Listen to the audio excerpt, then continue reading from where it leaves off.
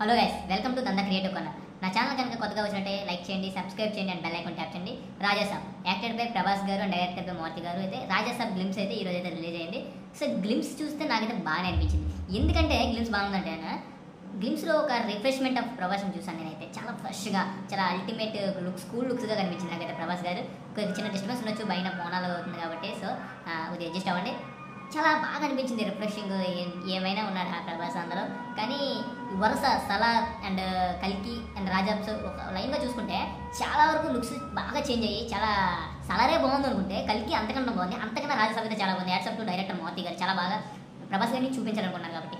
And ఇంకా వరుస అప్డేట్లు నాకైతే రాజాసాబ్ గ్లిమ్స్ అయితే మొత్తానికి ఎక్కువ శాతం అయితే మనకి ఓపెన్ అవ్వలేదు. ఎందుకంటే జస్ట్ ఒక 42 seconds ఆఫ్ ప్రభాస్ గారు ఉన్నారు అంటే టైటిల్ కార్డ్స్ పట్టి ఇంకెవ్వరు ఈ గ్లిమ్స్లో అయితే ఎవరూ లేరు. కానీ కూల్ లక్స్తో ఆయన ఒక జోయల్గా కనిపిస్తుంది. ఎందుకంటే తనకు తానే దిష్టి తీసుకుని పోలీసుకుంటున్నాడు కాబట్టి చాలా బాగుంది. అల్టిమేట్గా మరి ప్రభాస్ గారికి సినిమాలు అయితే వరుస అప్డేట్లు వస్తున్నాయి. ఇంతవరకు కలికి నిన్నటి వరకు ఇంకా కలికి ఇంకా హవా ఇంకా అవ్వలేదు. ఇంకా కలికి ఉంటుండే రాజాసాబ్ ఇచ్చారు. ఒకప్పుడు అయితే చాలా రక్తాలు ఇందించేవారు ప్రభాస్ గారి ఫ్యాన్స్ అయితే.